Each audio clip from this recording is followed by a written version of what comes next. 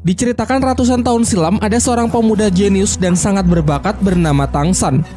Di usianya yang masih tergolong muda, ia telah berhasil menguasai berbagai macam teknik bela diri tingkat tinggi, beberapa di antaranya adalah mata iblis ungu dan teknik tangan besi. Namun pada suatu hari ia melanggar hukum sektenya dengan menyelinap ke perpustakaan rahasia dan mempelajari teknik terlarang. Alhasil ketika ia ketahuan, ia pun dikejar habis-habisan oleh para tetua sekte yang ingin membunuhnya.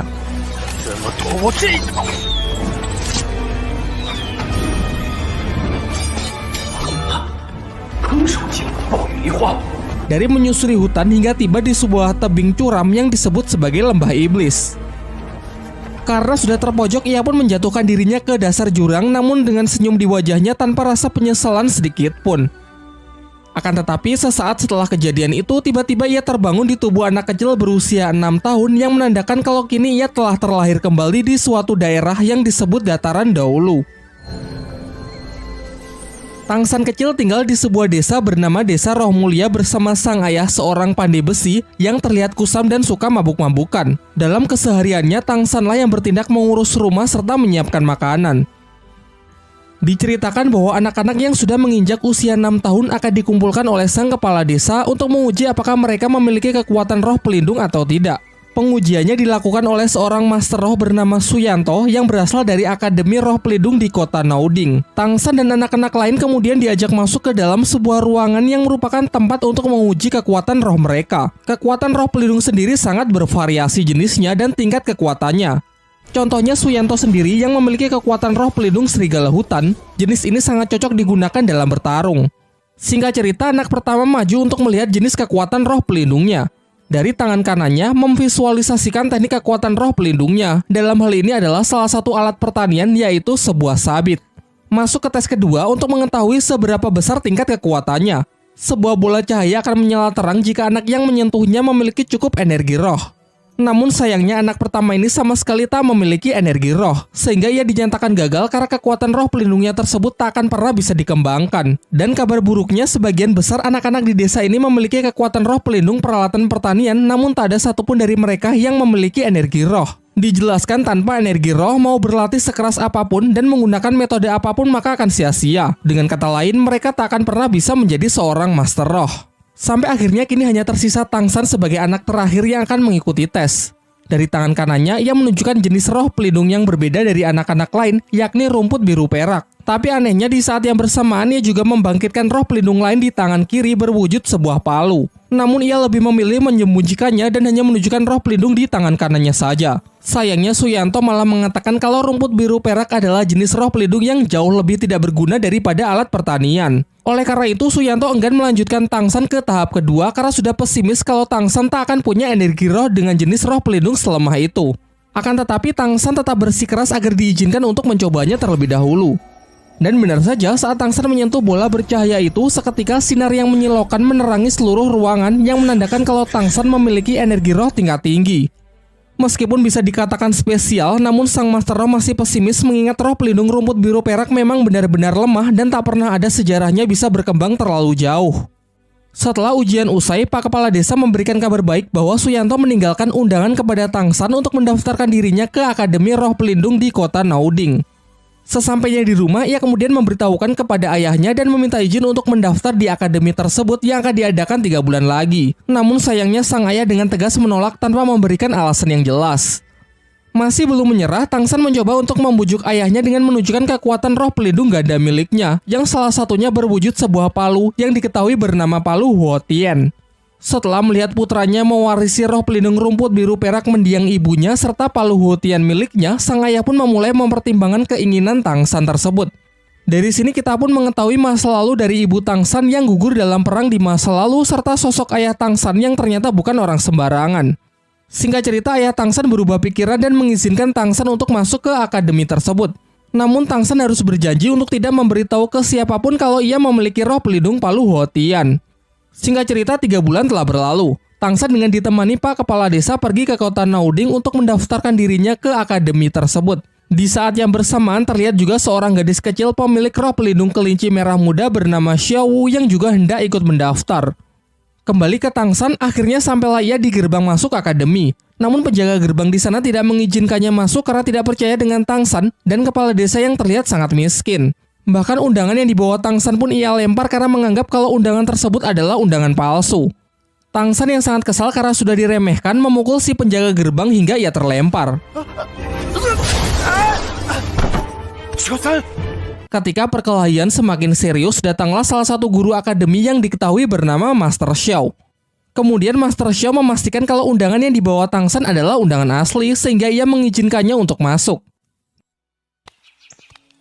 Dijelaskan kalau Master Xiao ini adalah guru yang sudah tidak mengajar. Kegiatannya sehari-hari adalah melakukan penelitian dan menguji berbagai macam teori mengenai kekuatan roh pelindung.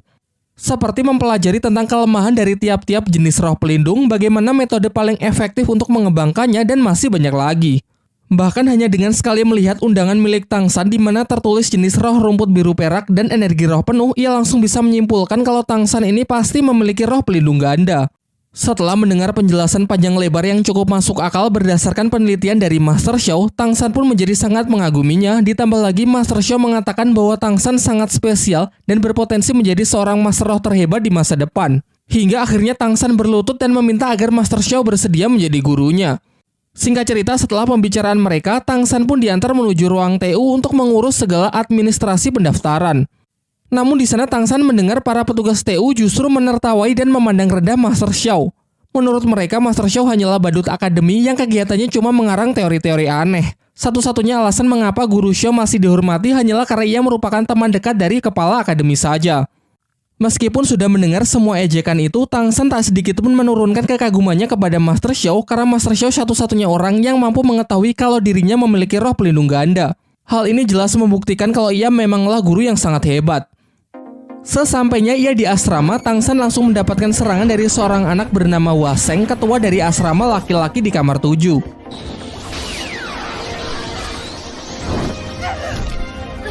Namun dalam sekejap Tang San dapat mengelak dan mengalahkannya. Hal ini membuat semua anak-anak kagum dan menobatkan Tang San menjadi ketua berikutnya sesuai aturan yang mereka berlakukan.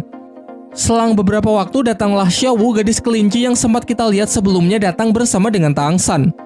Masih dalam rangka memperebutkan siapakah yang lebih pantas menjadi bos sesuai aturan yang berlaku, akhirnya mau tidak mau mereka pun mulai bertarung. Pertarungan mereka pun berjalan sangat sengit. Dengan lincahnya si gadis kelinci bisa mengimbangi kekuatan dan kecepatan Tang San. Ia menggunakan sebuah teknik unik gerakan tubuh yang sangat fleksibel.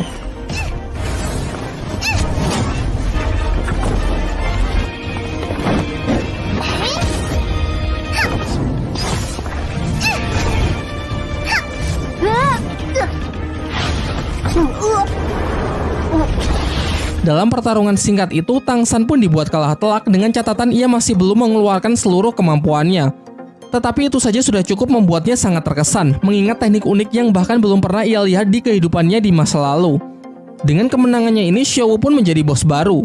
Para anak laki-laki secara sukarela menawarkan selimut mereka, namun Xiao Wu malah lebih memilih selimut Tang San yang cukup besar untuk bisa digunakan berdua. Ketika mereka pergi ke kantin, beberapa anak lain mengajak kelompok Waseng. Ternyata di akademi ini beberapa tingkat asrama dibagi berdasarkan status sosial. Adapun anak-anak orang kaya yang mendapatkan tempat VIP seperti hotel. Sedangkan asrama milik Waseng hanyalah asrama biasa untuk anak-anak miskin. Xiao Wu yang kesal sempat ingin memulai keributan, namun beruntung berhasil dicegah oleh Tang San. Keesokan harinya, secara pribadi Tang San menemui Master Xiao untuk menunjukkan roh pelindung Palu Hotian di tangan kirinya. Setelah merasa kalau energi roh Tang San sudah cukup untuk bisa naik level, Master Xiao pun mengajak Tang San untuk berburu cincin roh besok. Cincin roh sendiri merupakan item spiritual yang bisa didapatkan dari membunuh siluman roh guna menaikkan level dari seorang master roh. Dijelaskan tanpa cincin roh mau berlatih sekeras apapun, seorang master roh tak akan pernah bisa naik level. Tetapi di sini Master Xiao melarang Tang San untuk menambahkan cincin roh ke dalam Palu Hotian. Ia mengatakan kalau belum saatnya juga Tang San mengetahui alasannya. Menurutnya saat ini akan lebih baik jika Tang San berfokus saja untuk mengembangkan rumput biru perak miliknya. Ia kembali menjelaskan mengenai tipe-tipe kekuatan roh pelindung yang bisa dikembangkan. Misalnya saja tipe binatang roh yang sangat cocok menjadi seorang fighter dalam pertarungan secara langsung. Selain itu juga ada tipe alat roh yang sebagian besar berperan sebagai support. Meski tak jarang juga berbagai peralatan dikembangkan untuk bisa dijadikan senjata yang mematikan. Sementara untuk Tang San sendiri, Master Xiao lebih menyarankannya menjadi tipe pengontrol. Ia bisa mengembangkan sifat lentur dan fleksibilitas rumput biru peraknya menjadi sebuah perangkap yang bisa mendukung tim dalam sebuah pertempuran. Tetapi yang perlu diingat dalam memilih siluman roh juga tak boleh sembarangan, karena harus ada kecocokan dengan jenis roh pelindungnya. Tercatat ada beberapa kasus penolakan dari penyatuan cincin roh yang berakibat pada gagalnya naik level. Singkat cerita, besoknya mereka pergi ke hutan berburu, suatu wilayah di mana banyak siluman roh yang berkeliaran secara bebas. Dalam perjalanan, Master Xiao memberikan sebuah sabuk yang berguna untuk menampung barang-barang bawaan secara praktis. Lalu ia menjelaskan mengenai klasifikasi siluman roh yang bisa dibedakan berdasarkan umurnya. Ada yang berumur ratusan tahun, ribuan tahun, puluhan ribu tahun, dan seterusnya. Semakin tua umurnya, maka akan semakin kuat pula siluman roh tersebut. Dan tentunya semakin kuat seekor siluman roh, maka akan semakin sulit pula untuk ditaklukkan. Sehingga tak jarang banyak master roh yang membentuk sebuah tim hanya demi mengalahkan seekor siluman roh saja. Namun yang perlu diingat lagi bahwa seorang master roh pemula dengan level rendah, tubuhnya tak akan mampu menampung cincin roh yang terlalu kuat. Dan jika tetap memaksakan diri, maka ia bisa mati. Setelah memasuki wilayah hutan berburu, di sana terdapat banyak orang yang mencari anggota tim untuk diajak bekerja sama berburu siluman roh. Namun Master Xiao menyarankan agar tidak mempercayai siapapun di tempat seperti ini, apalagi dengan orang yang baru dikenal. Lagi pula, sebuah tim haruslah memiliki chemistry yang sangat baik dengan kekuatan yang saling melengkapi, bukannya sembarang tim yang dibentuk sehari jadi. Hutan berburu merupakan suatu tempat yang sangat dijaga ketat, sehingga jika ingin masuk harus memiliki ID card sebagai tanda kalau mereka memiliki izin untuk berburu. ID card sendiri memiliki 6 tingkatan yang ditunjukkan secara jelas dari simbol-simbol yang terukir. Simbol-simbol tersebut mewakili ke-6 master roh legendaris. Tentu semakin tinggi tingkatan ID card-nya, maka akan semakin banyak pula wilayah hutan yang bisa mereka akses. Dijelaskan kalau ID card tertinggi hanyalah dimiliki oleh master roh dengan gelar tertinggi yang disebut gelar Douluo. Sesampainya di dalam, mereka pun mulai melakukan pencarian. Master Xiao mengeluarkan roh pelindungnya yang berbentuk hewan mutasi bernama Liu Shenpao. Kemampuannya adalah memiliki penciuman yang sangat tajam dan dapat melancarkan serangan kentut halilintar. Dijelaskan juga bahwa roh pelindung terkadang juga mampu melakukan mutasi, sayangnya dalam kasus Master Xiao, roh pelindungnya justru bermutasi menjadi lebih lemah. Hal inilah yang membuatnya mentok berada di level 30 dan membuatnya sering menjadi bahan ejekan oleh orang-orang di akademi. Mereka berdua lalu melanjutkan perjalanannya untuk lebih jauh masuk ke dalam hutan. Sempat bertemu dengan siluman roh kucing muda berumur 10 tahun, namun belum cocok jika digabungkan dengan roh pelindung milik Tangsan. Selanjutnya ada siluman roh tanaman bambu. Kulitnya sangat keras sehingga sangat baik sebagai skill pertahanan. Meskipun lumayan cocok, namun masih bukan yang terbaik untuk rumput biru perak milik Tangsan. Ia menyarankan agar Tangsan memilih siluman roh beracun dan memiliki pertahanan yang sangat tinggi. Perburuan mereka pun berlangsung hingga larut malam. Sekelompok siluman serigala yang lapar mengincar mereka, beruntung dapat diatasi oleh kentut halilintar dari Liu Shenpao.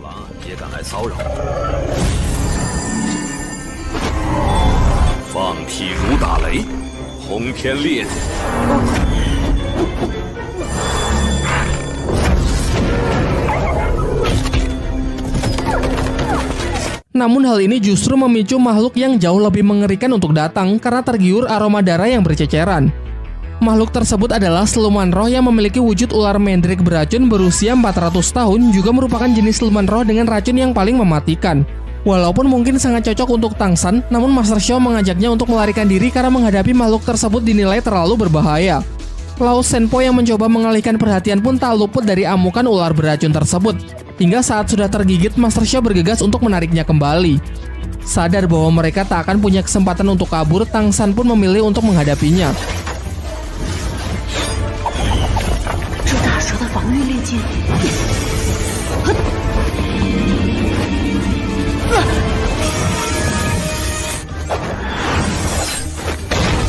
Setelah melewati pertempuran yang sangat sengit, ia pun berhasil membunuh si ular mendrik dengan menusukkan pisaunya tepat ke rahang makhluk tersebut.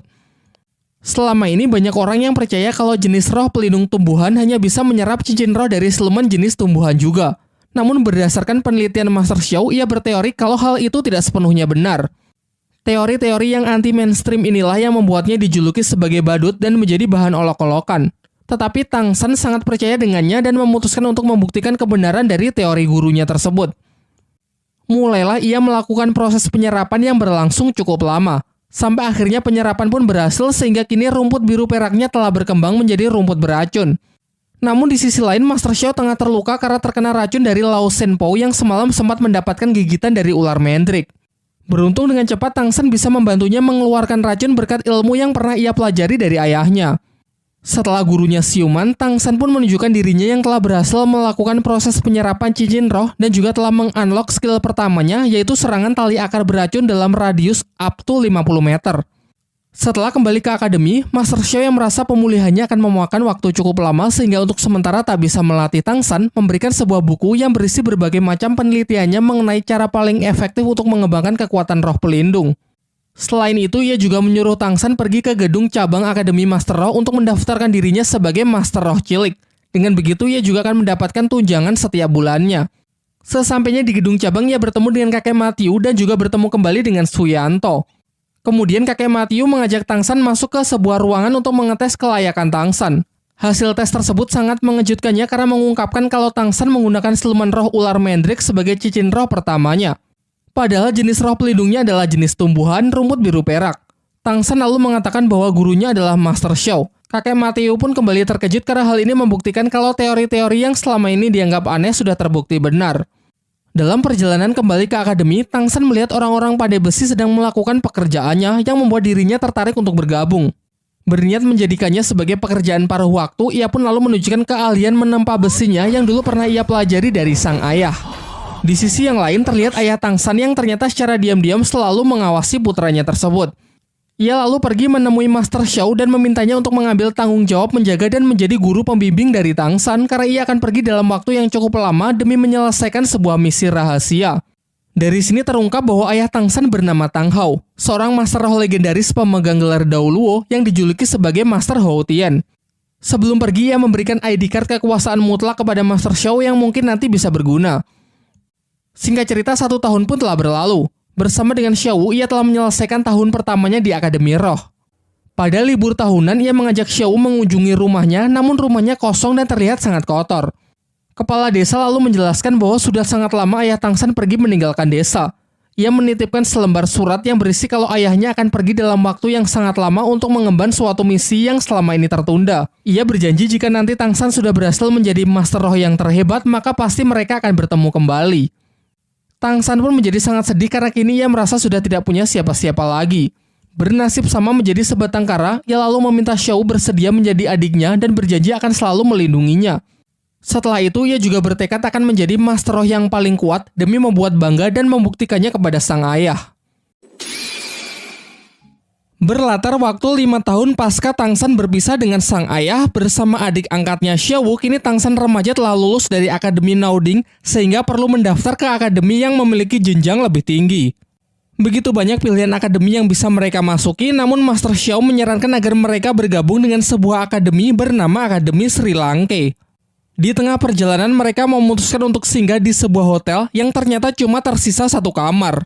Sebelum Tang San dan Xiao Wu sempat check-in, seorang pria playboy datang dan menyela ingin mendahului Tang San mengambil kamar terakhir tersebut. Diketahui pria ini bernama Dai Mubai. Tang San yang tidak terima karena merasa telah pesan terlebih dahulu membuat suasana semakin memanas dan akhirnya terjadilah pertarungan untuk memperebutkan kamar tersebut.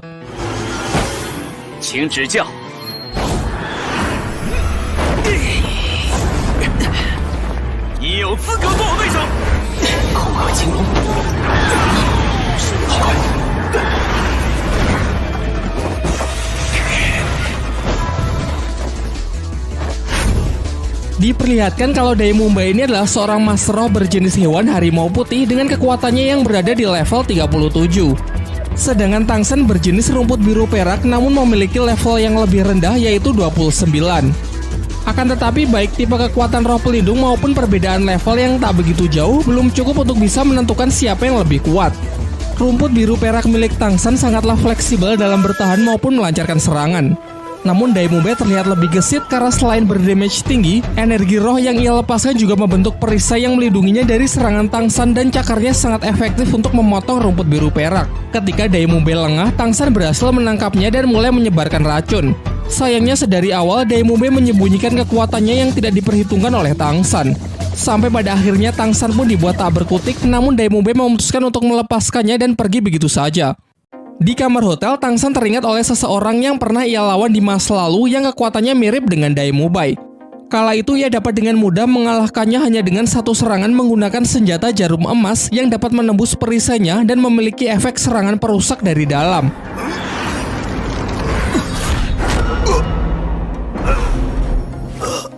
Besoknya Tang San mengajak Xiao berkeliling untuk mencari material dari senjata rahasianya. Sampailah mereka ke sebuah toko barang antik dan di sana Tang San melihat bongkahan batu yang istimewa. Si pemilik toko pada awalnya mempermainkan Tang San dengan memberikan harga yang sangat mahal. Namun setelah ia tahu kalau Tang San adalah murid dari Master Xiao dengan melihat sabuk hitam yang Tang San kenakan, ia pun bersedia memberikan batu tersebut secara cuma-cuma. Sekembalinya ke kamar hotel, Tang San lalu menghancurkan batu tersebut dan membentuknya menjadi beberapa jarum emas lalu menunjukkan sebuah teknik mematikan persis seperti ingatan dari masa lalunya.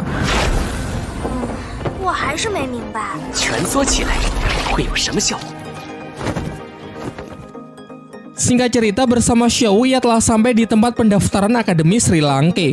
Di sana banyak para pendaftar yang tidak diterima karena pemilik akademi hanya menerima orang dengan level kekuatan di atas 21 atau yang ia sebut dengan istilah pemilik kekuatan monster. Diperlihatkan Dai Mubai yang ternyata merupakan murid senior di Akademi Sri Lanka.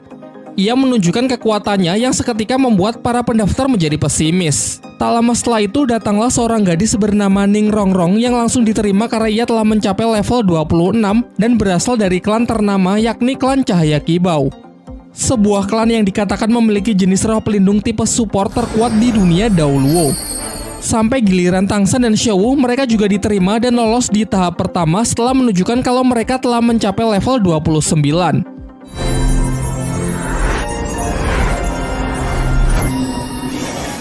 Dai Mubai lalu diperintahkan untuk mengantar mereka menuju tes berikutnya karena untuk menjadi murid Akademi Sri Lanka mereka harus lolos dalam 4 tes. Sembari menjelaskan kalau sebenarnya ia tengah mencari seorang pasangan yang serasi dengan roh pelindung miliknya. Karena dikatakan kalau penggabungan dua kekuatan roh pelindung yang serasi akan melahirkan sebuah kekuatan baru yang sangat kuat. Memasuki gedung akademi yang terlihat kurang meyakinkan, Tang San di sana bertemu dengan seorang pria yang menawarkan sosis bernama Oishike.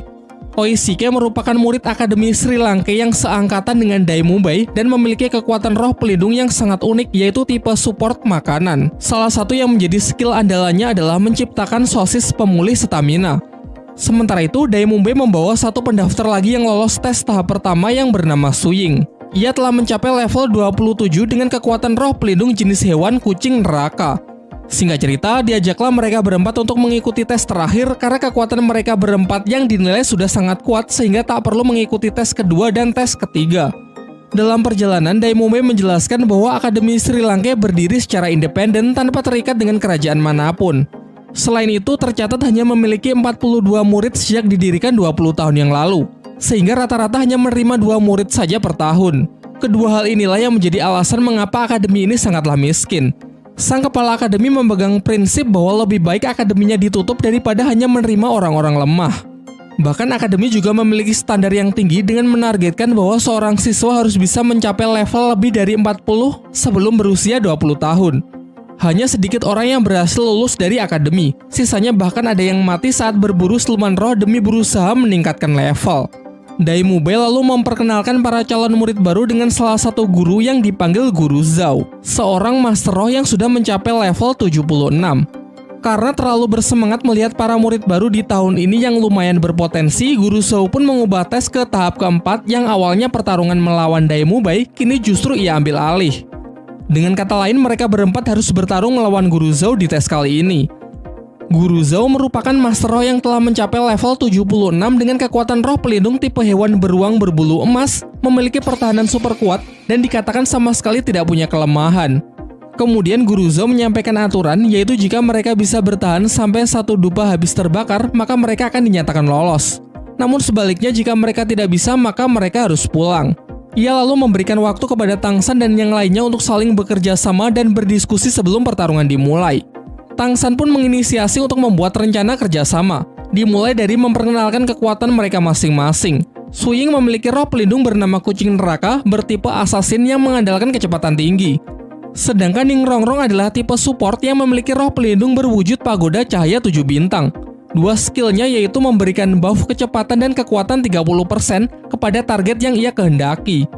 Setelah formasi terbentuk, pertarungan pun dimulai.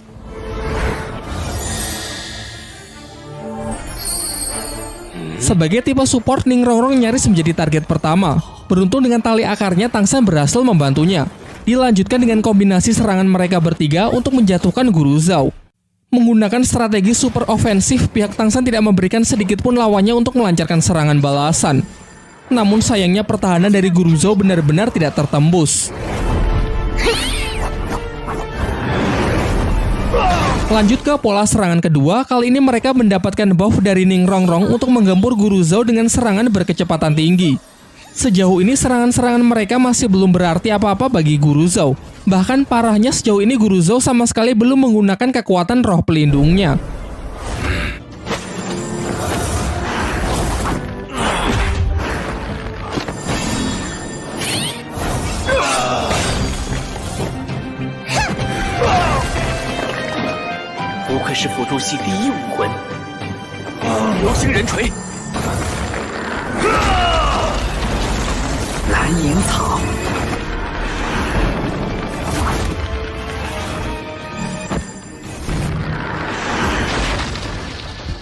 Fatality.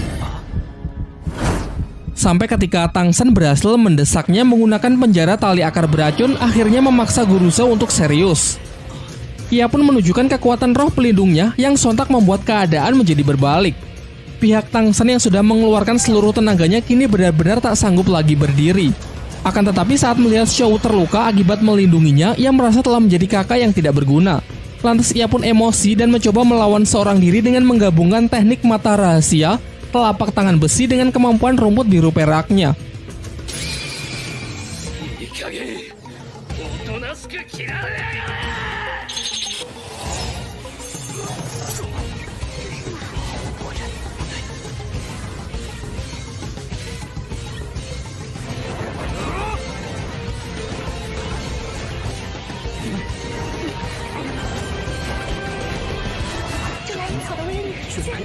Terbukti cara ini cukup efektif untuk bisa sedikit mengimbangi Guru Zhao. Tetapi Guru Zhao kembali mengamuk dengan melepaskan skill cincin roh keempatnya yang berumur puluhan ribu tahun. Teknik tersebut dapat meningkatkan kekuatan gravitasi di area yang ia kehendaki. Sementara Tang San yang tak berhenti berpikir sedikit belajar dari pertarungan melawan Dai Mumbai kemarin. Ia memanfaatkan skill kedua yang bernama Rotan Hantu, yaitu kemampuan parasit rumput biru peraknya untuk membatasi pergerakan dari Guru Zhao. Dan akhirnya dengan usaha yang keras, ia dapat menembus pertahanan dari teknik perisai roh pelindung tipe hewan tersebut. Guru Zhao yang mulai kewalahan menggunakan skill dari cincin roh kelimanya, yaitu gravitasi super kuat Black Hole. Di puncak pertarungan karena benar-benar sudah terpojok, Tang San pun terpaksa menggunakan kekuatan dari roh pelindung keduanya, yaitu hantaman keras palu Hotien yang sama sekali tak bisa ditangkis. Dai Mumbai lalu memanggil Oishike untuk mengeluarkan sosis pemulihannya guna mengobati semua orang yang sedang terluka. Pasca duel yang sangat sengit tersebut, Guru Zhao mengakui kehebatan dari Tang San dan memutuskan untuk meluluskan mereka semua dalam tes kali ini. Selain itu, Tang San juga membantunya mengeluarkan jarum beracun yang tertanam di tubuh Guru Zhao. Di malam harinya, Guru Zhao dikejutkan dengan suara misterius yang memanggilnya dari luar akademi. Ia pun bergegas untuk mengikutinya sampai masuk ke dalam hutan. Tak lama setelah itu muncullah sosok pria berjubah hitam, namun Guru Zhao sama sekali tak bisa mengenalinya. Dengan melihat beberapa cincin roh tingkat tinggi yang melingkar di tubuhnya, terungkap bahwa sosok misterius itu ternyata adalah seorang master roh dengan gelar Dao Luo yang sontak membuat Guru Zhao gemetar ketakutan karena menyadari perbedaan kekuatan mereka yang terpaut terlalu jauh. Ialah Master Hotien yang bernama Tang Hao, ayah dari Tang San, pemilik roh pelindung legendaris palu Hotien. Tujuan ia datang ke sini adalah untuk memberi pelajaran kepada Guru Zhao supaya tahu bagaimana rasanya ditindas oleh orang yang memiliki level jauh di atasnya. Tak lama setelah itu, Pak Kepala Akademi Sri Langke pun datang dan menunjukkan kekuatan roh pelindungnya yang berwujud roh burung hantu dengan level kekuatan 78. Ia bernama Flander. Namun di sini ia langsung menyadari kalau orang di depannya adalah Tang Hao, orang terkuat bergelar Dao Luo. Ia pun langsung menunjukkan rasa hormatnya. Tetapi Tang Hao yang terlanjur emosi karena Guru Zhao telah berani mengganggu putranya, ia pun memberinya pelajaran serupa agar tidak menindas orang yang lebih lemah. Setelah ia puas menghajar Guru Zhou sampai babak belur, Tang Hao pun membiarkannya tetap hidup dan berpesan agar mereka menjaga putranya dengan baik di akademi ini. Keesokan harinya diperlihatkan Tang San yang sudah siuman dari pingsannya, ditemani seniornya Oishike yang semalaman menjaganya. Ia lalu menawari Tang San untuk memakan sosisnya untuk mempercepat proses penyembuhan. Namun Tang San menolaknya dan lebih memilih untuk melakukan kultivasi. Setelah kondisinya membaik, Tang San pergi ke tempat pertarungan sebelumnya. Di sana ia membersihkan belasan jarum beracunnya yang sempat ia gunakan untuk melawan Guru Zhou. Sembari itu, ia mulai berpikir untuk meningkatkan efektivitas dari senjata rahasianya seperti saat masih di kehidupannya dulu. Karena pasti di masa depan ia akan bertemu dengan orang-orang yang jauh lebih kuat. Kemudian ia bergegas pergi ke kamar Xiao Wu untuk melihat kondisinya yang ternyata juga sudah membaik. Kemudian Tang San meminta maaf karena kemarin ia tak bisa menepati janjinya untuk melindungi Xiao Wu. Tetapi Xiao Wu sama sekali tak menyalahkan Tang San karena memang Guru Zhou lah yang terlalu kuat. Saat tengah berkeliling desa, di tengah jalan mereka menyaksikan pertengkaran seorang laki-laki gendut dengan pacarnya.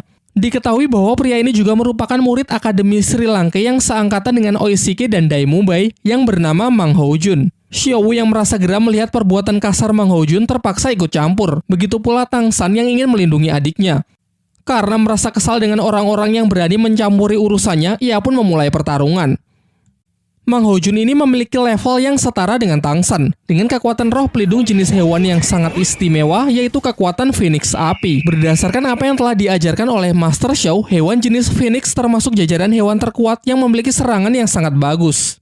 Skill pertamanya adalah roh Phoenix berwujud ayam merah yang terlihat imut, namun ledakannya memiliki daya hancur yang lumayan besar.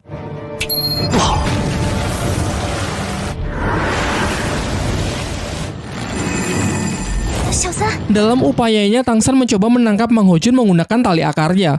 Namun tidak berhasil karena jenis roh pelindung tumbuhan ternyata sangat lemah jika harus berhadapan dengan tipe elemen api. Sampai akhirnya mengandalkan kelincahan dan paras imutnya membuat Mang Hojun lengah sehingga Xiao Wu berhasil mendaratkan pukulannya kepada Mang Hojun. Untung saja sebelum pertarungan semakin serius, Dai Mubai datang untuk memisahkan mereka. Saat suasana sudah tenang, Dai Mubai lalu menjelaskan bahwa Akademi Sri Lanka di tahun ini hanya memiliki 3 murid, yaitu dirinya, Oishike, dan Mang Hojun. Kemudian ia juga menjelaskan kalau kekuatan roh pelindung milik Mang Hojun mengalami mutasi. Dari yang awalnya hanya burung biasa, bermutasi menjadi Phoenix Api dengan kekuatan elemen api yang sangat kuat. Namun bisa dikatakan kalau mutasi tersebut tidaklah sempurna karena memiliki efek samping, yaitu akan membuatnya cepat emosi dan kehilangan kendali atas dirinya sendiri. Saat hal itu terjadi, ia bisa membakar apapun yang berada di dekatnya. Singkat cerita, semua murid, baik senior maupun para murid baru dikumpulkan untuk bertemu kepala Akademi Sri Lanka yang bernama Flander, yang juga merupakan pendiri dari akademi ini. Dalam sambutannya, ia mengucapkan selamat kepada para murid baru yang mulai sekarang akan menjadi bagian dari Akademi Sri Lanka. Kemudian ia memerintahkan Oishike dan Ning Rongrong untuk berlari mengelilingi desa sebanyak 20 putaran. Sementara Dai Mubai dan Mang Hojun ditugaskan untuk menyampaikan segala aturan akademi kepada para murid baru. Namun sebelum itu, Flander mengajak Tang San bicara 4 mata untuk menanyakan bagaimanakah kabar dari Master Xiao. Lalu Tang San memberikan surat dari Master Xiao yang dititipkan kepadanya sebelum berangkat. Entah apa isi surat tersebut, yang pasti hal itu membuat Flander merasa sangat gembira. Sementara itu, kita diperlihatkan kerajaan klan Qibao yang juga merupakan tempat asal dari Ning Rongrong. Terlihat di sana ada ayah Ning Rongrong yang bernama Feng Zi. Tengah mendapatkan laporan dari seorang pendekar pedang bernama Jian Su mengenai Ning Rongrong yang telah melarikan diri dan memilih bergabung dengan Akademi Sri Lanka. Sang ayah cukup merasa lega setelah tahu bahwa Akademi Sri Lanka adalah akademi yang cukup baik. Namun Jian Su yang merupakan paman dari Ning Rongrong merasa sedikit cemas dan ingin memastikannya sendiri. Kembali ke Akademi Sri Lanka, semua murid kembali dikumpulkan termasuk Ning Rongrong dan Oishike yang telah menyelesaikan lari 20 putarannya. Di sini Flander menanyakan kepada mereka apakah mereka berdua telah menyelesaikan tugas yang ia berikan. Dengan ekspresi ragu, Oishike pun mengiyakan pertanyaan tersebut. Namun Flander tahu kalau Oishike telah berbohong dengan mencoba melindungi Ning Rongrong. Ternyata ia sendiri diam-diam telah mengawasi mereka. Oishike memang telah menyelesaikan 20 putarannya. Namun Ning Rongrong baru 1 putaran malah pergi jalan-jalan ke kota untuk makan-makan. Hal ini jelas membuat Flander sangat marah karena Ning Rongrong telah melanggar peraturan akademi di hari pertamanya. Ia kemudian memberinya 2 pilihan. Ingin pergi dari akademi atau meminta maaf dan berjanji tak akan mengulanginya lagi. Akan tetapi dengan nada yang angkuh, Ning Rongrong malah mengatakan bahwa Akademi Sri Lanka hanyalah akademi kecil dan Flander bukanlah siapa-siapa. Menurutnya dengan statusnya sebagai anggota klan Cahaya Kibau, ialah yang terkuat di antara murid-murid lain. Kemudian Flander kembali mempertegas bahwa Dai Mumbai, Mang Hojun, Suying, Xiao, dan Tang San masih jauh lebih kuat darinya dari segi kekuatan tempur. Sementara Oishike terlahir dengan bakat yang luar biasa dengan roh pelindung tipe support yang sangat istimewa. Mendengar hal itu membuat Ning Rongrong menangis dan berlari meninggalkan mereka. Flander kemudian menyuruh Oishike untuk pergi menenangkan Ning Rongrong karena tujuan ia sebenarnya hanya untuk memberinya pelajaran tanpa ada maksud untuk mengusirnya. Singkat cerita, pada malam harinya, sebagai latihan pertama, para murid diajak pergi ke kota untuk mengikuti sebuah turnamen. Turnamen tersebut adalah sebuah ajang pertarungan para Master Roh yang mungkin memiliki level di atas mereka. Sebuah latihan yang sangat bagus untuk memberikan pengalaman bertarung yang sesungguhnya. Dalam arena pertarungan, satu kemenangan akan memberikan 1 poin. Satu kekalahan pengurangan 1 poin. Dan jika berhasil mengumpulkan 100 poin, maka baru akan mendapatkan lencana tembaga. Flander berpesan agar para siswa mendapatkan minimal lencana perak sebelum kelulusan akademi. Kemudian ia memerintahkan Dai Mumbai untuk mengantar mereka melakukan pendaftaran. Dai Mumbai menambahkan bahwa terdapat 8 lencana dari yang terendah sampai yang tertinggi, yaitu lencana besi, lencana tembaga, lencana perak, lencana emas, lencana ungu, lencana permata, lencana rubi, dan lencana berlian. Pada awalnya Xiao menganggap mudah tantangan tersebut karena lencana perak hanya berada di urutan ketiga. Namun Dai Mumbai membantah hal tersebut karena sejak dulu saat ia masih berada di level 29 sampai sekarang, tercatat ia hanya menang sebanyak 29 kali dan kalah 27 kali. Jadi selama ini ia hanya berhasil mengumpulkan total 2 poin saja. Di tempat ini banyak jenis pertarungan yang bisa dipilih, seperti pertarungan 1 lawan 1, 2 lawan 2, maupun 3 lawan 3. Selain mendaftar dalam pertarungan 1 lawan 1, bersama Xiao, Tang San membentuk tim 2 orang untuk mengikuti pertarungan 2 lawan 2. Singkat cerita, setelah mendaftar, Xiao menjadi yang pertama kali maju melawan seorang pria besar berotot yang sepertinya sangat kuat. Jelas pada awalnya dengan tubuhnya yang mungil, semua penonton meremehkannya. Namun Xiao di luar dugaan ternyata dengan mudah bisa mengalahkan lawannya tersebut.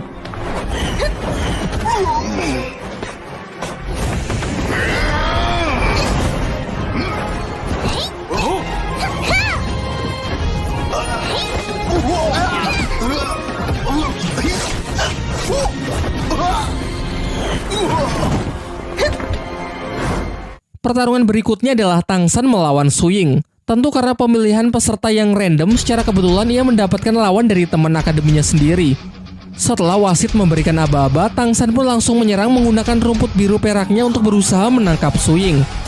Akan tetapi Suying yang basically adalah petarung yang sangat mengandalkan kecepatan, bisa dengan mudah menghindari satu persatu kejaran tali akar milik Tang San. Di beberapa kesempatan Suying juga berusaha mencari celah untuk mendekati Tang San. Sementara menanggapi hal itu, Tang San masih bisa bertahan menggunakan mata iblis ungu guna mengimbangi kecepatan dari Suying. Masih terus berupaya menjaga jarak, ia mulai mengubah pola serangannya dengan menciptakan sebuah sangkar untuk mengatasi pergerakan Suying yang begitu cepat. Sayangnya Suying tak memperhitungkan bahwa ini bukan sekedar sangkar yang digunakan untuk membatasinya, melainkan upaya Tang San untuk memperluas jangkauan serangan agar ia bisa melancarkan serangan dari udara. Alhasil Suying pun tak cukup kuat untuk bisa meloloskan diri sehingga Tang Sanlah yang keluar sebagai pemenangnya. Pertarungan selanjutnya adalah pertarungan 2 lawan 2 antara tim Wusan, Xiao Tang San melawan tim Besi Darah, yaitu dua pria bersaudara dengan masing-masing senjata palu besar. Dengan chemistry yang bagus, Xiao maju sebagai penyerang sementara Tang San bertugas melindunginya dan berusaha mengontrol jalannya pertarungan. Namun jelas tak semudah itu. Menurut Tang San, serangan palu mereka mirip dengan miliknya, hanya saja tidak lebih kuat tetapi pergerakan ayunannya yang jauh lebih cepat, yang bahkan tak sanggup ia tahan menggunakan rumput biru peraknya.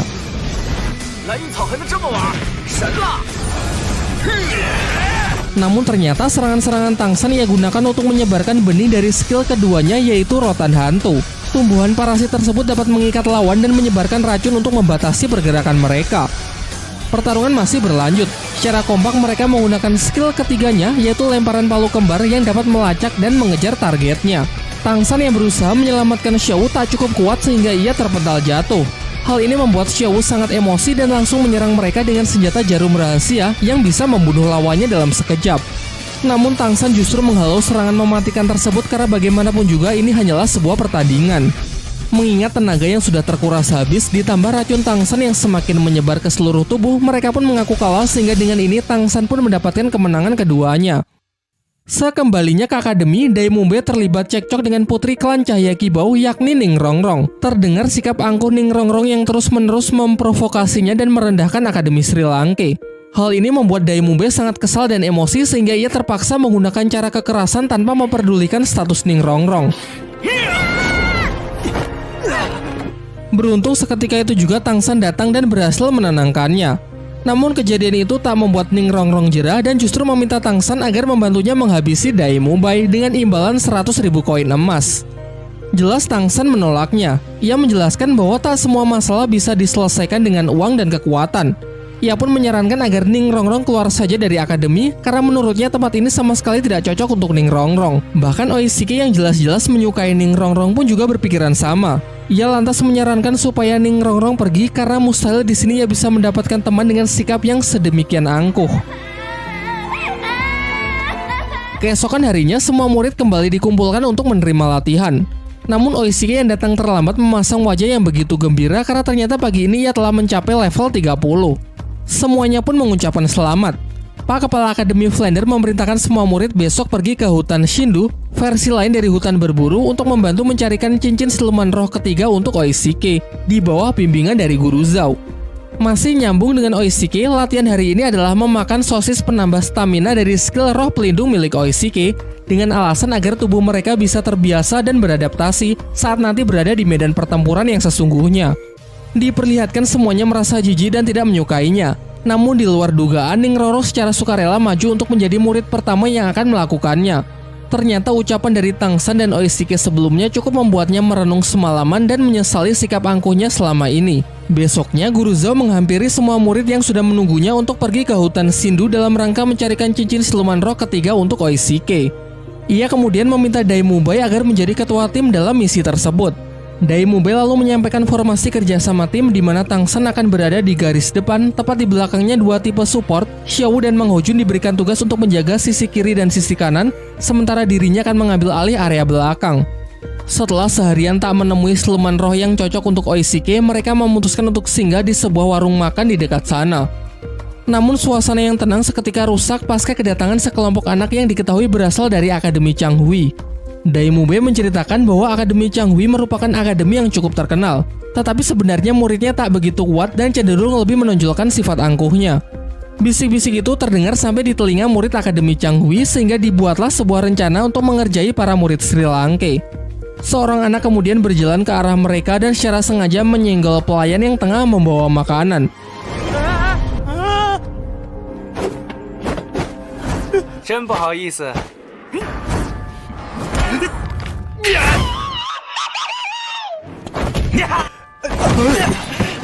Menyaksikan hal itu, semua murid pun dibuat emosi dan menanyakan mereka ini sebenarnya berasal dari akademi mana. Namun Daimumbe justru meledek mereka dengan mengatakan bahwa kalian tidak layak untuk mengetahuinya. Jelas hal itu membuat mereka semakin marah dan serentak maju untuk menyerang. Sementara pihak Daimumbe cukup Xiaowu sajalah yang turun tangan memberi pelajaran mereka semua.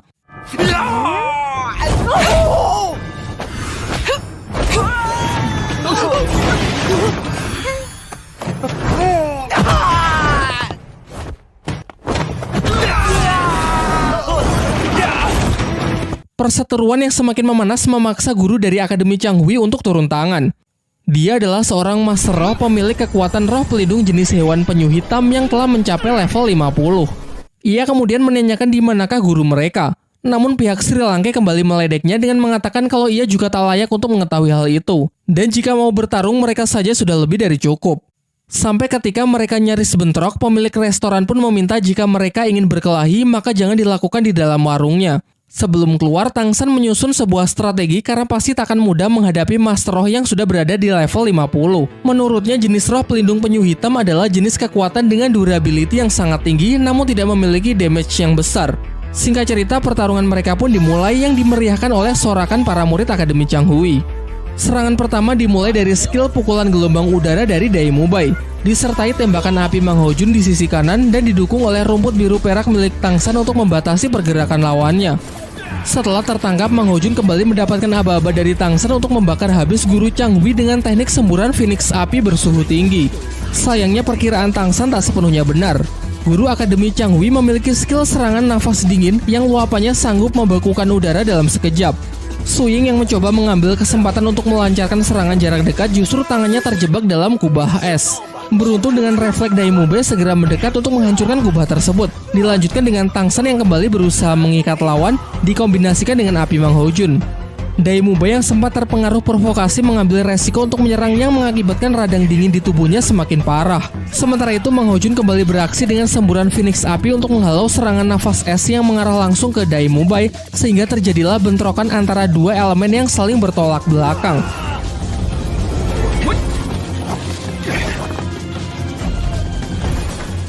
Saat pertarungan telah mencapai puncaknya, Guru Zhao datang menyela dan menyuruh semua siswanya agar segera kembali ke penginapan. Namun Guru Akademi Chang Hui yang masih tak terima meminta para murid Sri Lanka untuk meminta maaf karena telah merendahkan akademinya. Akan tetapi Guru Zhao mengatakan bahwa tak perlu ada yang meminta maaf. Ia malah mempertegas bahwa Akademi Chang Hui memanglah akademi yang cukup terkenal, namun keangkuhannya hanya bisa menindas orang-orang yang lebih lemah saja. Pertarungan pun kembali dilanjutkan dengan Guru Zhao yang menggantikan para murid Akademi Sri Lanka.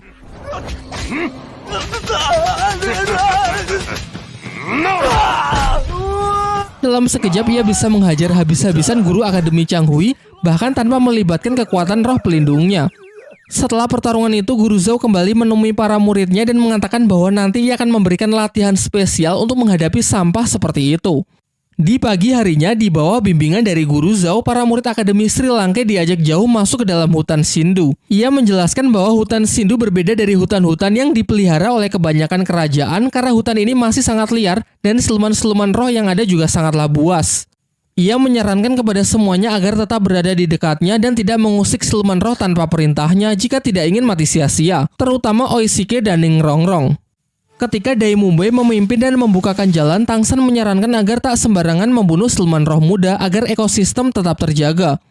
Di samping itu, bau darah yang ditinggalkan bisa memicu kedatangan siluman roh yang jauh lebih kuat. Setelah cukup lama mencari, mereka akhirnya merasakan hawa keberadaan dari seekor siluman roh yang cukup kuat.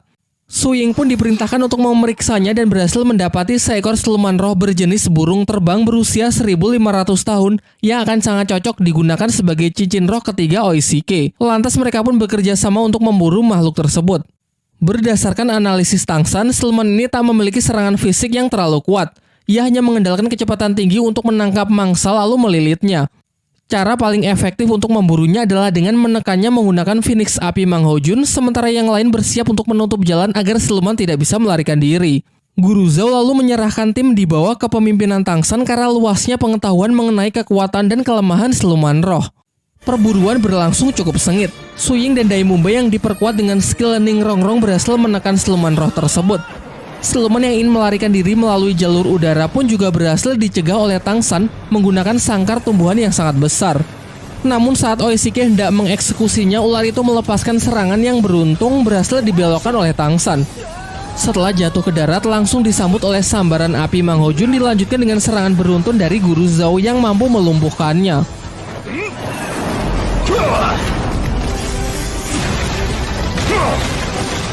Guru Zhao lantas segera menyuruh Oishike untuk mengambil cincin rohnya, akan tetapi tiba-tiba datang seorang nenek bersama cucunya yang mengklaim bahwa siluman roh ular terbang adalah miliknya yang akan menjadi cincin roh ketiga untuk cucunya.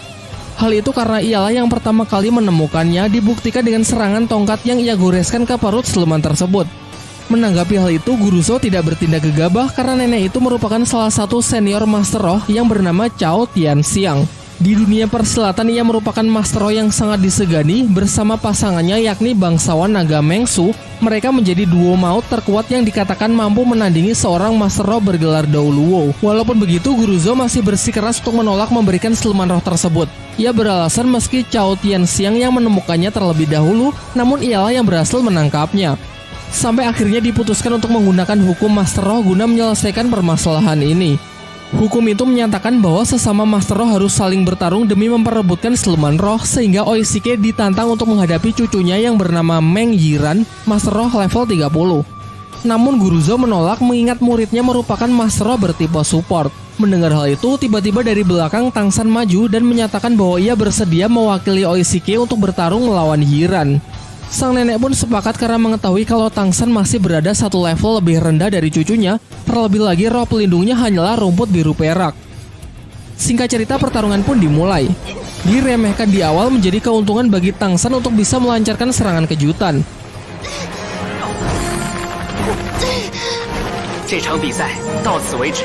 Namun Yiran ternyata juga tidak selemah itu. Berkat roh pelindung ularnya, ia dengan mudah bisa meloloskan diri dari perangkap tali akar milik Tangsan. Bahkan racun pelumpuh yang ia gunakan juga sama sekali tak berpengaruh, karena basically kekuatan ular milik Yiran juga beracun. Merupakan sebuah cara yang sangat efektif untuk melawan racun dengan racun. Menggunakan senjata tombak beracun, ia kemudian melancarkan serangan balasan. Tidak begitu cepat, namun cukup merepotkan karena jumlahnya yang lumayan banyak. Tangsan pun berusaha mendekat dan berhasil menghentikan serangan tersebut yang dikendalikan oleh tongkat ular milik Yiran. Mulailah mereka membenturkan energi roh yang saling berusaha menekan satu sama lain. Setelah cukup lama saling menekan, pertarungan itu pun akhirnya dimenangkan oleh Tangsan sehingga hak milik atas siluman roh ular terbang kini diserahkan kepada Oishike. Oishike lalu segera mengeksekusi siluman roh tersebut dan mulai proses kultivasi untuk mendapatkan cincin roh ketiganya. Di sisi lain, Tangsan yang kehabisan tenaga pasca pertarungannya dengan Yiran juga berkultivasi untuk memulihkan kekuatannya. Singkat cerita, Oishike telah selesai dengan proses penyerapannya dan telah berhasil memperoleh cincin ketiga serta mengunlock skill baru, yaitu sosis terbang.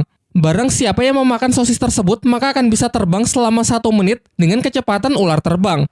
Ketika Guru Zhou ingin mengajak semuanya untuk kembali ke akademi, tiba-tiba Tangsan yang sudah tersadar menyela dan mengatakan kalau kini ia juga telah berhasil mencapai level 30, sehingga sekarang ia juga ingin mencari siluman roh untuk dijadikan cincin ketiganya.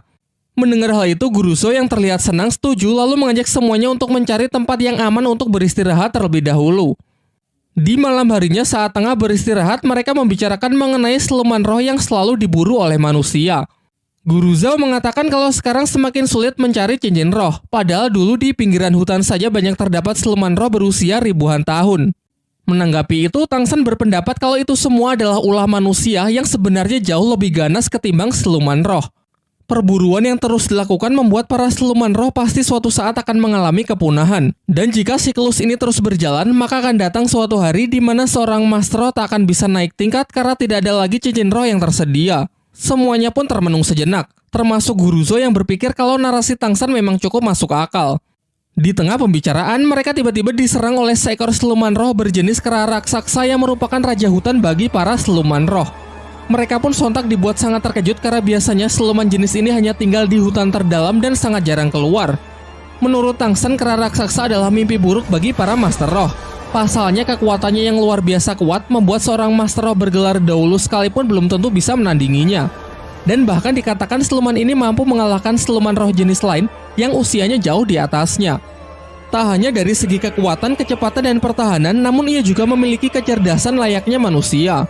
Guru Zhou yang sadar batasannya mencoba melakukan negosiasi karena siluman kera raksasa mengerti bahasa manusia. Ia pun berjanji akan segera pergi dan tak akan berani mengusiknya. Namun ketika menyaksikan kemarahan dari sang raja hutan, Guru Zhou pun segera memerintahkan semua murid untuk pergi terlebih dahulu, sementara ia memasang kuda-kuda untuk bersiap melancarkan serangan.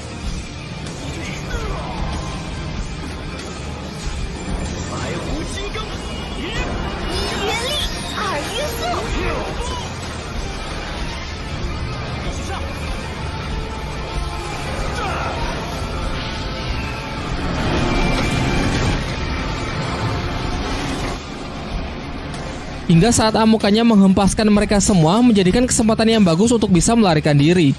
Namun naasnya Shou berhasil ditangkap oleh siluman tersebut.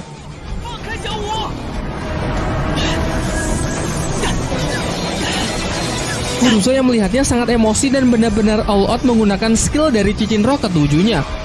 Merupakan skill terkuatnya, yaitu wujud roh dari beruang hutan untuk menghantam siluman kera raksasa. Namun hal itu juga sia-sia. Sementara Tangsan yang berupaya menyelamatkan Shou berusaha mengejar siluman itu, hasilnya pun sama saja. Ia pun juga tidak bisa berbuat apa-apa.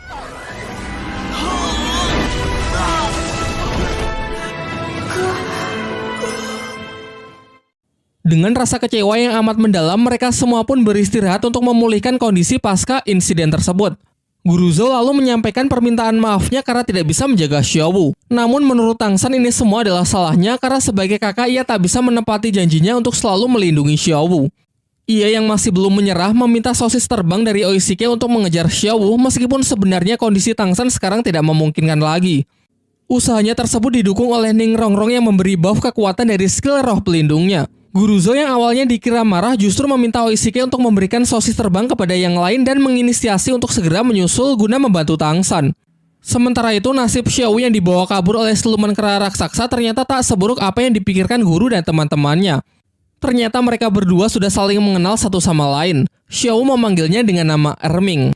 Langsung saya sampaikan spoiler di sini ya. Xiaowu ini sebenarnya bukanlah manusia, melainkan jelmaan dari siluman roh berusia ratusan ribu tahun yang telah berevolusi menjadi manusia.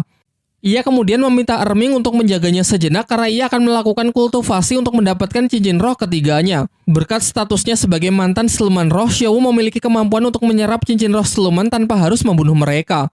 Di sisi lain, Tang San yang mengejarnya kehabisan waktu terbang sehingga terjatuh ke dalam hutan sebelum bisa menemukan Xiaowu. Selain itu, kondisinya juga semakin buruk karena sebelumnya ia juga sudah terluka. Sialnya, ia malah bertemu dengan siluman roh buas berjenis laba-laba berwajah manusia.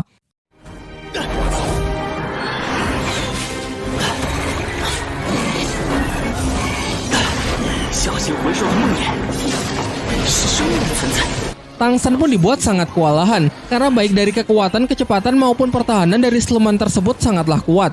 Ditambah lagi makhluk ini memiliki racun yang sangat mematikan. Di tengah pertarungan tersebut, Tang San teringat ucapan dari Master Xiao bahwa siluman laba-laba berwajah manusia merupakan jenis siluman roh yang akan sangat cocok untuk Tang San. Namun akan sangat berbahaya mengingat kekuatan serta racun yang mematikan yang dimilikinya.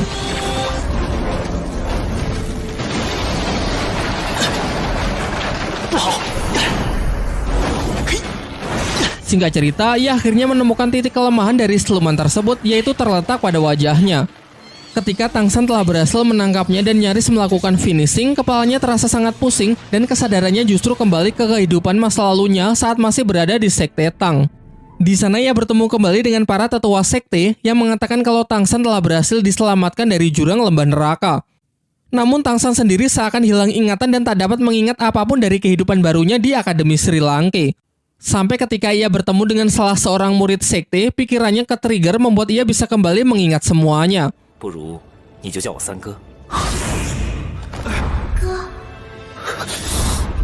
Ia pun lantas bertekad kembali ke kehidupannya di Akademi Sri Lanka karena teringat Xiaowu yang harus segera diselamatkan.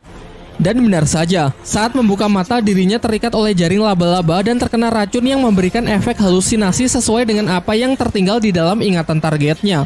Tang San pun kembali melakukan perlawanan dan akhirnya berhasil melepaskan diri dari ikatan jaring laba-laba tersebut. Karena benar-benar sudah terdesak, ia tak punya pilihan lain selain menggunakan kekuatan roh pelindung di tangan kirinya, yaitu Palu Houtian untuk menghantam keras makhluk jahanam tersebut. Sampai akhirnya setelah berusaha keras, ia dapat membuka pertahanan si laba-laba lalu segera mengeksekusinya. Sebelum memulai proses penyerapan, Tang San beristirahat sejenak untuk mengeluarkan racun yang semakin menyebar ke seluruh tubuhnya. Namun tiba-tiba ia dikejutkan oleh kedatangan beberapa orang yang ternyata mereka adalah pasangan ular naga Meng Su bersama cucunya Meng Yiran. Secara kebetulan lagi ternyata siluman laba-laba itu adalah incaran cincin roh ketiga untuk Meng Yiran. Mereka pun jelas sangat marah karena Tang San telah menggagalkan perburuan siluman roh untuk cucunya sebanyak 2 kali. Namun di sisi lain Meng Su juga sangat terkejut setelah tahu bahwa Tang San sanggup membunuh siluman laba-laba itu seorang diri. Kemudian Tang San menyampaikan pembelaannya bahwa ia juga terpaksa membunuhnya. Tadi ia hanya berusaha membela diri karena tiba-tiba siluman itu menyerangnya. Meng Su yang tak memperdulikan alasan Tang San memberinya pilihan yang sulit, yaitu jika Tang San bersedia bergabung dengan keluarganya, maka ia akan membiarkan Tang San tetap hidup dan mempersilakannya untuk menyerap cincin roh dari siluman laba-laba tersebut. Namun Tang San dengan tegas menolak tawaran itu. Pasalnya seseorang yang telah bergabung dengan suatu keluarga maka harus mengabdikan seumur hidupnya untuk keluarga tersebut. Sementara dirinya adalah tipe orang yang lebih suka bebas tanpa terikat oleh pihak manapun. Diperlihatkan secara diam-diam Tang San bersiap dengan busurnya untuk berencana menyandera Yiran, karena mustahil ia bisa menang melawan 2 orang legend di hadapannya. Merasa tawarannya tak dihargai, Meng Su pun semakin murka. Ia lalu memberi kesempatan terakhir untuk Tang San untuk menebus kesalahannya yang telah 2 kali mengagalkan kenaikan tingkat dari cucunya. Untuk itu Tang San diperbolehkan pergi, tapi dengan meninggalkan satu lengannya sebagai bentuk kompensasi. Masih mencoba bernegosiasi, Tang San mengatakan akan bersedia bergabung dengan keluarga mereka, namun dengan satu syarat, yaitu mereka harus membantunya mengalahkan seekor siluman roh yang telah menculik Xiaowu. Awalnya mereka mengentengkan syarat itu karena mudah baginya kalau hanya membunuh satu siluman saja. Akan tetapi ekspresi mereka langsung berubah ketika Tang San mengatakan kalau siluman roh yang dimaksud adalah siluman Raja Kera Raksasa. Mereka malah menuduh kalau Tang San sengaja menjebaknya, karena berhadapan dengan makhluk itu maka sama saja dengan bunuh diri. Bahkan dikatakan kalau Master Roh bergelar Daulo pun belum tentu sanggup mengalahkannya. Karena keduanya tak bisa memenuhi syarat yang ia berikan, Tang San pun enggan untuk bergabung dan dengan tegas mengatakan kalau mereka ingin lengannya maka silakan ambil saja sendiri. Saat posisi Tang San sudah benar-benar terdesak, beruntung Guru Zhou dan teman-temannya datang tepat waktu untuk menghentikan kakek Meng Su. Guru Zhou jelas tahu batasannya yang tak mungkin bisa menang jika duo maut itu sudah bersatu. Ia lantas mencoba bernegosiasi dengan mengajak Meng Su untuk bicara empat mata. Setelah pembicaraan singkat mereka, seketika ekspresi kejam dari Meng Su berubah menjadi lebih hangat. Dari Guru Zhou, ia kini tahu kalau Tang San adalah murid dari Master Xiao, orang cerdas yang menciptakan banyak teori di dunia roh. Oleh karena itu, ia pun kali ini bersedia melepaskan Tang San. Namun saat akan beranjak pergi, Meng Yiren yang masih tak terima dengan Tang San yang telah mengacaukan kesempatannya naik tingkat, menantangnya bertanding dengan taruhan. Jika ia menang, maka Tang San dilarang menyerap cincin roh dari siluman laba-laba tersebut. Namun jika ia kalah, maka Tang San bebas melakukannya. Tang San pun menyetujuinya. Tapi sebelum mulai, Oishike menyela dengan mengatakan bahwa taruhan tersebut kurang adil karena tidak ada sesuatu milik Meng Yiren yang dipertaruhkan. Maka dari itu, ia menambahkan kesepakatan konyol, yaitu jika Meng Yiren kalah, ia harus bersedia memberikan sebuah ciuman. Singkat cerita, karena keduanya telah sepakat, pertandingan pun bisa segera dimulai. Meng Yiren menjelaskan bahwa pertandingannya adalah melemparkan beberapa pisau untuk mengenai daun yang berjatuhan. Pemenang ditentukan dengan membandingkan banyaknya jumlah daun yang bisa mereka tangkap. Diperlihatkan dengan cepat Meng Yiren melemparkan pisau-pisaunya secara akurat sehingga setiap pisaunya berhasil menangkap satu daun tanpa ada yang miss.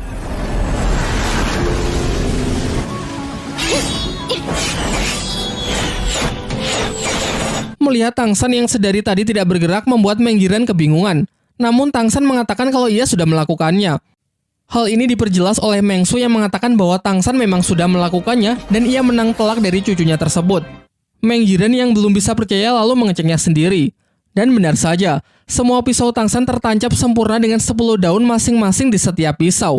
Sangat jauh dari Yiren yang hanya 1 daun per pisau. Bahkan hebatnya Tang San melemparkan pisau dengan posisi membelakangi pohon tanpa menggunakan mata dan hanya mengandalkan insting yang telah ia latih sejak kecil. Kemudian Meng Su mengungkapkan kekagumannya kepada Tang San karena memiliki kemampuan yang ia sendiri bahkan belum tentu bisa melakukannya. Kemudian Tang San menghampiri Yiren yang nampak sedih karena telah kalah 2 kali. Tang San mencoba menenangkannya dengan mengatakan kalau jelas saja ia bisa menang, pasalnya ia telah berlatih menggunakan senjata rahasia selama lebih dari 9 tahun. Ia lalu menunjukkan senjata rahasianya yang jauh lebih kecil namun memiliki keuntungan lebih ringan sehingga sangat praktis digunakan sebagai senjata yang mematikan. Ia juga bersedia mengajari Meng Yiren dengan menjelaskan sedikit mengenai tekniknya yang ia sebut pelacak suara. Bukan melihat dengan mata, melainkan menggunakan indera pendengaran yang bisa merasakan setiap gerakan bahkan tanpa ada titik buta. Setelah pembicaraan itu, tiba-tiba Meng Yiren mencium Tang San karena bagaimanapun juga ia telah kalah taruhan. Semuanya pun dibuat tercengang menyaksikan fenomena itu. Dan setelah itu, ia bersama kakek neneknya pun segera pergi dari tempat tersebut. Setelah kepergian mereka, Tang San segera meminta sosis pemulihan dari Oishike agar ia bisa segera memulai proses penyerapan mengingat Xiaowu yang juga harus segera diselamatkan. Proses penyerapan Tang San nampaknya begitu berat. Terlihat melalui gejolak energi luar biasa kuat yang dapat dirasakan oleh Guru Zhou. Di waktu yang bersamaan, kita diperlihatkan Master Xiao yang mendapatkan selembar surat undangan dari Flander, kepala Akademi Sri Lanka. Sementara di sisi lain kita diperlihatkan scene dari Tang Hao, ayah dari Tang San, berpamitan dengan sebuah tempat yang dipenuhi oleh tanaman rumput biru perak untuk pergi menyelesaikan misinya di sebuah tempat yang ia sebut sebagai Balai Roh Pelindung. Di kesempatan berikutnya akan lebih diperjelas mengenai asal-usul Tang Hao muda beserta istrinya yang berjuang melawan Balai Roh Pelindung.